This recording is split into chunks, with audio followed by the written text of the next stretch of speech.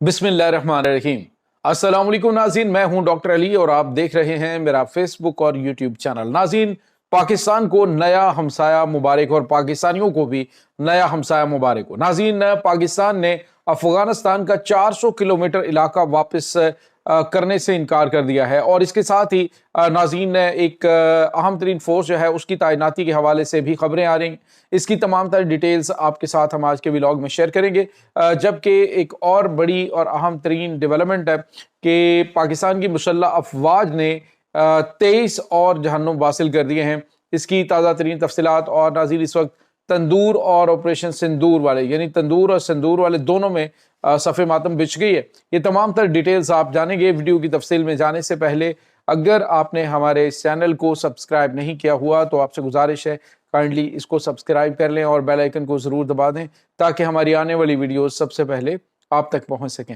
नाज़रीन, हम आपके शुक्रगुजार हैं जो आप हमारे व्लॉग्स को देखने के लिए वक्त निकालते हैं और कमेंट सेक्शन में अपनी मोहब्बतों का इजहार भी करते हैं।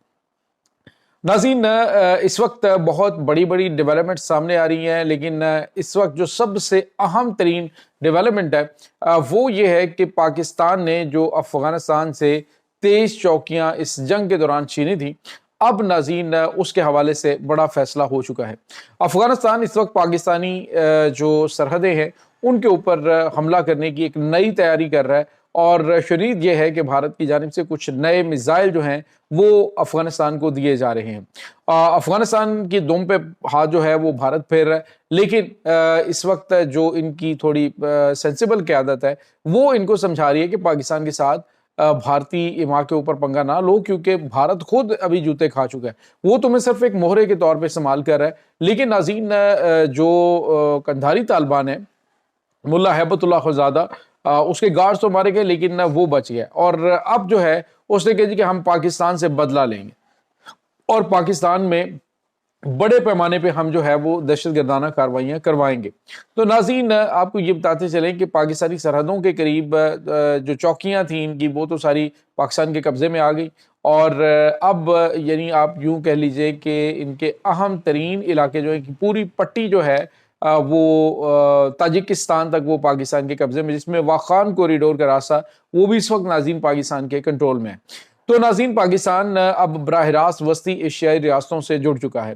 पाकिस्तान की जानिब से ये जो फैसला किया गया है कि ये जो चौकियां हैं वापस ना की जाएं, तो इसका मतलब आप समझ सकते हैं कि पाकिस्तान जो है वो चाहता है कि ये जो दरमियान वाला एरिया है उसको कंट्रोल रखा जाए और ये जो बिल्कुल साथ साथ बॉर्डर एरिया के अंदर लोग मौजूद थे, अफगानिस्तान की फ़ौज, यहाँ तक कि नाज़रीन आप तुर्खम बॉर्डर के ऊपर देखें ना, एक तरफ गुफ्तगू करने वाले बंदे की दूसरी तरफ सुनाई दे रही होती है।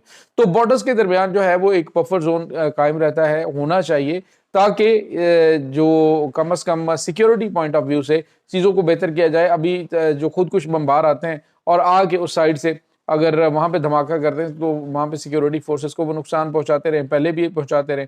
अब नाज़रीन अंगूर अड्डा समेत थ्रू आउट ताजिकिस्तान जो है वो एक पूरी एक पट्टी जो है वो पाकिस्तान के कब्ज़े में आ चुकी है और वैसे भी जो पाकिस्तान ने पहले 22 किलोमीटर का इलाका जो ऑपरेशन बुनियानुल मरसूस के दौरान भारत से लिया था वो भी पाकिस्तान ने वापस नहीं किया। भारत ने कई बार पाकिस्तान से रब्ता किया है और अपना असर रसूख भी इस्तेमाल करने की कोशिश की है, लेकिन पाकिस्तान ने वो इलाका वापस नहीं किया। वो अभी तक पाकिस्तान की फ़ौज के कंट्रोल में है। तो ये जो जंग के दौरान इलाके फ़तह किए जाते हैं वो वापस नहीं किए जाते और अब जो है वो पाकिस्तान ने ये 400 किलोमीटर, क्योंकि नाज़रीन एक जो चेक पोस्ट है उससे दूसरी चेक पोस्ट तक का जो फासला है तकरीबन 22 से 23 किलोमीटर का बनता है, तो वो एक बड़ा एरिया पाकिस्तान इस वक्त अपने कंट्रोल में कर चुका है।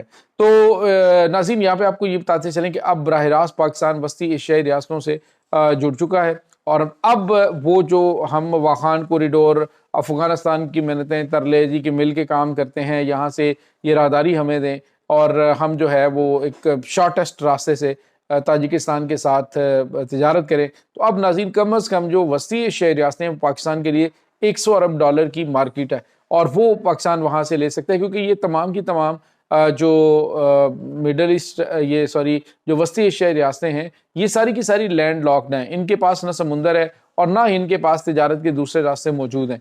तो यहाँ से ये बराह रास्त गवादर बंदरगाह के साथ जुड़ेंगे اور یہاں سے پاکستان جو ہے وہ ایک بڑی مؤثر طریقے سے تجارت کر سکتا ہے. اور ناظرین اس کے ساتھ ہی جو بھارت ہے اس کو بھی یہاں پہ قابو کیا جا سکتا ہے، کیونکہ بدخشاں صوبے کے اندر بھارت نے 3 ایئر بیسز جو ہیں وہ افغانستان سے لی ہیں، اور ابھی بھی کچھ نئے بھی ایگریمنٹ ہوئے ہیں. تو پاکستان کے قبضے میں جب یہ علاقہ ہوگا تو ڈیفینیٹلی بھارتی خطرات جو ہیں ان سے بھی نمٹا جا سکے گا.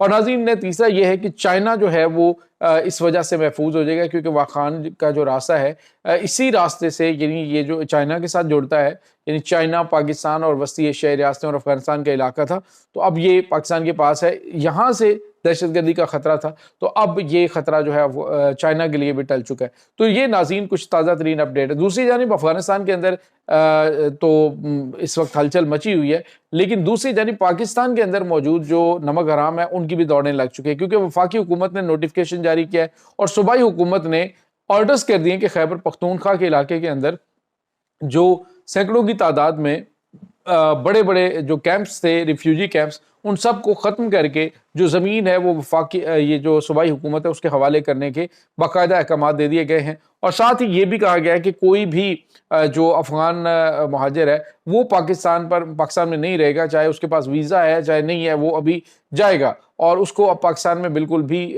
پناہ نہیں دی جائے گی، پاکستان سے انہیں واپس جانا ہوگا.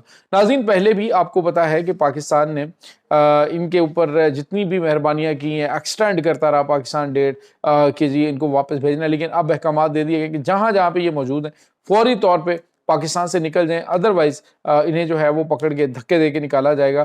تو میرے خیال میں جتنے بھی افغان مہاجرین یہاں پہ پاکستان میں موجود ہیں ان سے ہم ریکویسٹ کرتے ہیں، آپ ہمارے بھائی ہیں، آپ سے ہماری کوئی دشمنی نہیں ہے، لیکن جو حالات ہیں وہ اس نہج پہ پہنچ چکے ہیں کہ اب آپ کو عزت اور وقار کے ساتھ واپس جانا چاہیے.